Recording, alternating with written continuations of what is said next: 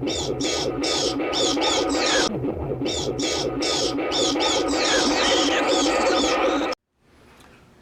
everyone. Even though it's March 5th, Sunday, if, that's when I'm filming this, I figured I would finally do my March. I hope I can read all of these books, TBR. Not starting off too good. Like I said, it's March 5th, and I'm not even done with my first book. Just having a slow start. Stuff going on in the head. Kind of dealing with SAD, seasonal affective disorder. And before I get into the books, I just want to point out that it's not weakness to admit that you're going through something. And there's always somebody somewhere willing to listen and willing to help. So don't suffer alone, because you're not alone. Just remember that. Okay, let's get into the books. I'm gonna go through. This is gonna be like a section. Like I'm gonna show you the physical books I have for the 12-12-12 challenge that I'm still doing. Then I'm gonna do all the books grouped together that are on my Kindle and or library app, and then I'm gonna finish with challenge books that are physical. So real quick, February I read 24 out of 25 books. I honestly could have done 25, but I refused to read The Story of O. I know I like my bodice rippers, but that's like just normal, sex stories. It's like romance with sex thrown in. The Story of O is almost like a 1950s, 1960s version of 50 Shades of Grey. And I'm not into that kind of stuff. So I just said, no, I'm not reading this. This is disgusting. So, but I did finish 24 out of 25 books. And my biggest day was 705 pages read. So I was pretty happy with that. My goal each month is to beat my previous best. Like going into the month, I would like to beat my year's best reading day. So for March, I want to have a day that's more than 705 pages, if I can. I'm doing great so far. 4 complete days, and I've read 350 pages total. Woo! It's not a lot for me. Anyway, moving into the books. Our bodice ripper for this month is Forget-Me-Not Cowboy, a Rustler's Creek book by Addison Fox. You know what bodice rippers are by now if you're watching me, the 5 of you that do. And this is that for this month. Okay, then we have mystery / thriller / suspense, which will be The Hacienda by Isabel Cañas. It's a book of the month book. I loved the cover, and I thought, yeah, let's give that a try. So this is on the back. It says May of 2022 for book of the month. So that's my mystery thriller suspense book for this month. And if you haven't noticed, this beautiful book here that I found in my stacks in a box that I will eventually read, Batman the Warriors, 1939 to 1945. So that's pretty neat. Anyway, then we have my Brick, which this month is actually my second longest book, but it's clocking in at 584 pages, and it is The Moonflower Murders by Anthony Horowitz. So that's my Brick. I'm looking forward to reading all of these, most of them anyway. Oh, excuse me. So that's the brick for this month. Then we have my science fiction book, which is The Moon is a Harsh Mistress by Robert A. Heinlein? Heinlein? Heinlein? We'll go with Heinlein. That's how Durfee says it, so Heinlein is good enough for me. So that's science fiction this month. It's going to be my first... No. I'm sure I've read a Heinlein book before. I just cannot, for the life of me, remember what it is at this moment. So, but this is apparently a really good one, because the front says, the greatest science fiction writer of the modern age, and his classic Hugo Award-winning novel of libertarian revolution. So, that'll be fun. Then we have my Western, which is another Zane Grey. It is Robber's Roost. It's another one of that nice set that I found at the bookstore. Robber's Roost. That's my Western. I wasn't a big fan of my first Zane Grey book. I mean, you're kind of wrote by numbers. You know? It was a Western, sure. You know, it ticked all the boxes. Kind of looking for something a little bit more like Open Range was amazing. And somewhere near the end of the year, I'm probably going to read True Grit. So I'm hoping that Zane Grey starts to impress me. Or I might be moving on from him rather quickly. Okay, then we have my Hard Case Crime book, which is Hard Case Crime number 3 by a very famous author. This is Top of the Heap. He wrote this under the name A.A. Fair, but it is Earl Stanley Gardner. And if you know anything about hard-boiled detective type books like this, you know who Earl Stanley Gardner is. He created Perry Mason. I don't think I need to say anything more about Earl Stanley Gardner. Okay, and then my graphic novel for the month is Big Hard Sex Criminals, Volume 1 by Matt Fraction and Chip Zdarsky from Image. And on the back, it's kind of funny. It says, for mature readers, duh. It even says duh. It's a graphic novel about a couple who stop time when they orgasm, so they rob banks. Just when I thought it couldn't get any weirder than Saga, along comes Sex Criminals. So that's the next book in my graphic novels journey. I think this is number 51 of the top 100 of all time. Okay. Now you're gonna see pictures around me. This little black kitty here is the indicator that my editor should start paying attention.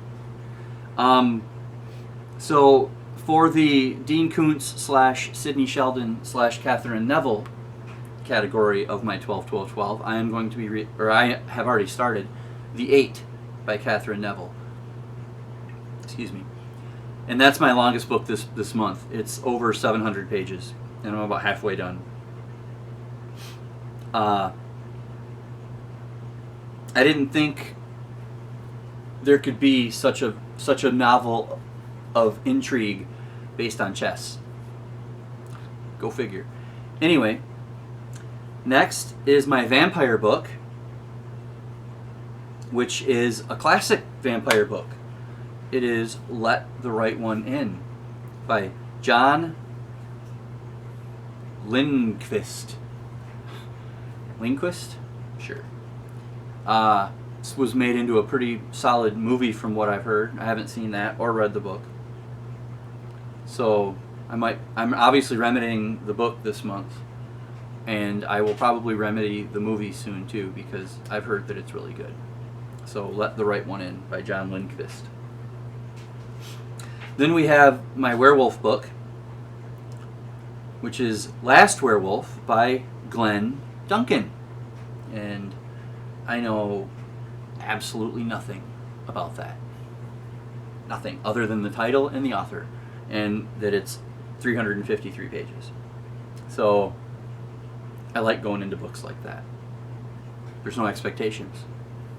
You know, I honestly feel, I'm on a tangent now, I honestly feel that if people hadn't had such a, oh, we're going into this is going to be a great horror movie, and, you know, we're going to get scared and it's going to be great, and then they went to The Village by M. Night Shyamalan expecting a horror movie, and it was never supposed to be a horror movie.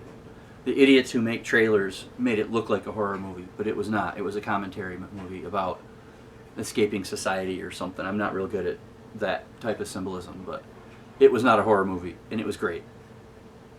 So I like doing that with books. I like not knowing what I'm getting myself into. So that is Last Werewolf by Glenn Duncan. And then my Agatha Christie book this month is The Secret of Chimneys. Just when you thought that you couldn't get enough intrigue out of chess, let's take a look up the chimney. I don't know. I don't even know if this is going to be one of her famous characters or or a one-off or whatever. So I do like the Agatha Christie books. They're like a comfort, because I don't know. You know, you kind of know what to expect with her writing. So, but it's not as amateurish as Mary Higgins Clark. Okay. My ghost story this month is another classic by Richard Matheson, which is kind of funny because this is the third month in a row that I've read a Richard Matheson book.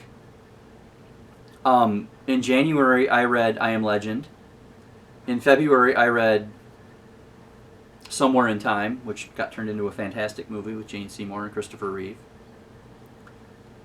the real Superman. And then this month, I am reading Hell House. So, I guess this is a Matheson year, I suppose. Now, while I've heard that Hell House is supposedly great, and I think it has a movie, I really don't know what it's about other than ghosts. So that'll be fun. But that's my 12-12-12 books for the month of March. Now, I have a group of books from my 1975 project, which is, I was born in 1975, I'll be 50 in 2025, and I'm reading all the books published that year before I turn 50, so I have quite a few of those this month, and every one of them is on the Kindle, either the Kindle app or the library app, so you will see pictures around me. First up is Dragon Wings by Lawrence Yep. I seem to remember that this is a very famous children's book about China. I could be wrong on that, so I'm not sure. But, so yeah, Dragon Wings by Lawrence Yep. And then, so far, this is the winner for the longest title of the books I've read this year. Do Black Patent Leather Shoes Really Reflect Up by John R. Powers. The best thing about the 1975 project is kind of what I alluded to a few minutes ago, which I don't really get in the 12-12-12 project because, you know, those are in their own categories. But in the 1975 project, I never really know what these are about. I mean, you know, I catch things as I'm looking for them, but no idea what Black Patent Leather Shoes is about. So that's going to be interesting. Third is Disturbing the Peace by Richard Yates. I'm trying to talk a little bit about these so that the editor has time to put the picture in, but I have nothing to say about this. So moving on is Dragonfly by Dean Koontz. So that helps because when I get to 1975 with Dean Koontz, I don't have to read Dragonfly twice. Then there is Factotum by Charles Bukowski. Going by the name, I'm guessing science fiction. Factotum. Sure. Cyborg 4 by Martin Kaiden. Again, probably science fiction with the word cyborg in the title. I'm guessing it's not going to be what do you call it? A Civil War era romance. The Then we have The Deep by John Crowley. Again, no clue. Ecotopia by Ernest Kallenbach. Probably fantasy of some sort. 1975 seems to be a big year for fantasy books. I've read, I guess, four or so in 3 months. And then finally from that month, or from that 1975 project, is The Dead Father by Donald Barthelme. Barthelme? Whatever. So, yeah. And then the final, and then in my challenge books, which is another project I'm starting this month, the first book is from the Kindle. I am reading all of Bart, my friend, who's another good YouTuber, booktuber, author Bart J. Gilbertson. I'll link his channel below. Excuse me. Again, sorry. I'm reading all of his books this year, starting this month. And the first book for Bart J. Gilbertson will be Deathbed and Breakfast. It's labeled a cozy mystery. So I'm actually really looking forward to that. I just hope that Bart, I hope you can handle my honest critique. Because as you've seen in my videos, I pull no punches. If I think a book is a piece of used toilet paper, I'm going to tell you. I'm not saying yours is. Wow. I can put my foot in my mouth. I haven't done that in a few videos. And now we're back to the books that I have in physical form. So we have, these are my challenge books, if I can get to them. So it's not a big deal if I don't. As long as I get the 1975 books, the 12-12-12 challenge, and my Bart J. Gilbertson book done, I'm happy. But we have The Prosecution by D.W. Buffa. And I'm guessing, I mean, it kind of shows a courtroom dude there on the cover in shadow. And it says an absorbing new legal thriller, a courtroom drama. So, I mean, kind of on the nose right there. Then we have, this is a book from my mom. It's not in great shape. I'm kind of hoping all the pages are here. It is The Killing Gift by Barry Wood. And it says, a beautiful woman possessed with a deadly power. And you have, I normally don't look at the back, but I'm showing you the front, and the back is amazing.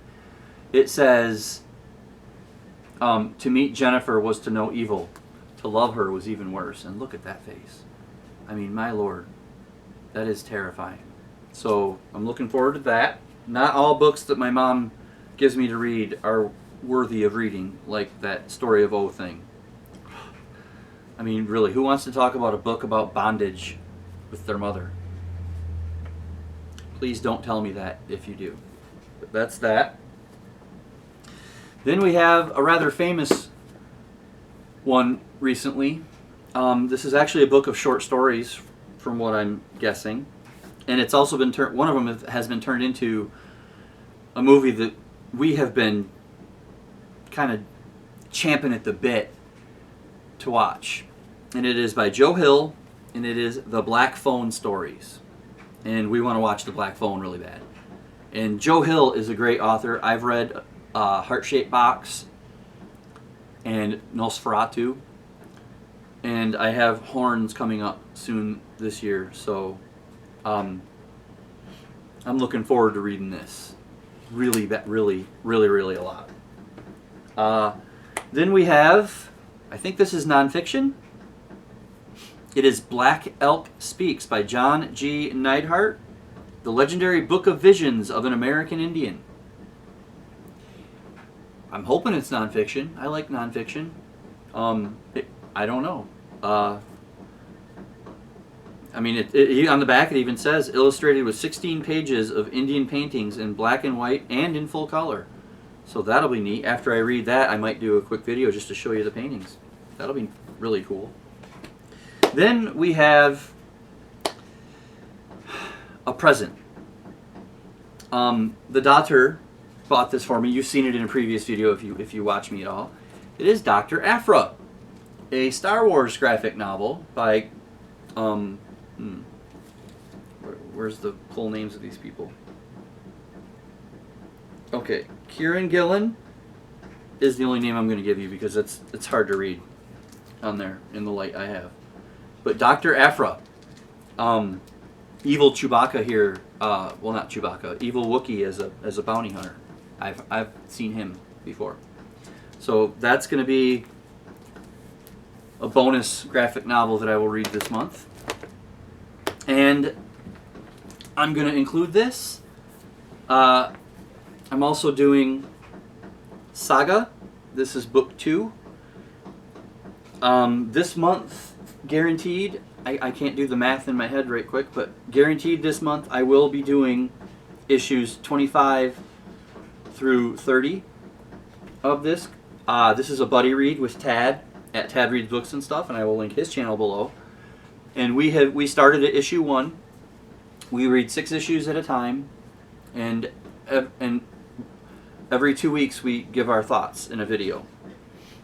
So, and like I said, we're up to 25 through 30. So there are 4 videos by each of us on this saga so far. So go check those out if you would. It's not exactly nothing I do is popular, but this is actually really below popular. So that is that. And that's my TBR for March. I'm going to show you a few books that I was given or that somebody bought for me recently. There are 3. 2 are from the daughter, and 1 is from the Grozfather, who you don't hear a whole lot about. But I'm hoping... See, we're also doing another project this year, but it's movies. It's the Grozels or the Groz family watch the classics, which is 15 classic movies before 1960 that we have not seen. And so far we have watched 3, and we've done 2 videos. The 2 videos we've put out have been The Jazz Singer by Al Jolson, which by the way was the first movie with spoken word. So it's historical. It was the first talkie. And then just yesterday, AJ gave a wonderful review of The Creature from the Black Lagoon from 1954. So, and then I think it's going to be tomorrow that the daughter will do the video on our 3rd movie. So I think maybe you're catching on. I'm hoping that there's 5 of us that watch these movies. I'm hoping that we can each do 3 videos a piece, like rotate. So I'm hoping to get the Grozfather on camera. But the first book is from him that he gave me. And it is Sword of the Wilderness by Elizabeth Coatsworth, illustrated by Harv Stein. And it's one of these really cool Youth America book club books that us older folks have seen a lot of. I mean, it's got, I'm sure there's like drawings and like there's artwork in here. It's really cool. And this one is actually from, the year is 1936. So that's really awesome. I'm actually going to read this, and I'll let you know what I think, because it's pretty cool. I mean, he's kind of getting into the whole book deal thing. Then the daughter saw this at Meyer, and she knows that obviously we all love Stephen King here, but she knows that I am one of the few that really loves this book. So she got me a very nice readable copy of Lisey's Story.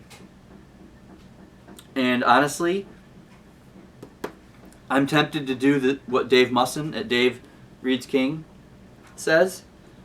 Get a 7-day free trial to Apple Plus just to watch this miniseries, because I love this book. I don't care about their little language, and I don't care if you like Booyah Moon, the world. The tale that Lisey goes through, the trials and tribulations, and how important her sister ends up being, and the amazing bad guy in here. Yes, this is one of his best books, in my opinion. So there's that. Oh, I'm sorry. There was actually 4 books that I've been gifted. They found me at Goodwill, Louis L'Amour, Law of the Desert Born. I'm not going to talk much about that. You guys know who Louis L'Amour is. And then they found this gem, which is how I'm going to close out my video. The Winning of Barbara Worth by Harold Bell Wright. And this book is really neat because it's from 1911. So it's 120 years old, but it has this amazing inscription in the front cover. It says, September 17th, 1914, to Olive, from Father and Mother. And I don't know if you can see that. I don't know if that's like focused or whatnot. But, I mean, it's so cool. I guess you call that provenance. So, that's the video for today. If you like any of these books that I've talked about, let me know. If you've read them, let's talk about them. If you want to read them, hey, let's do a buddy read. If you don't like them, let's talk about them. Bring me the comments. Come on, let's talk about books. And on that note, read more.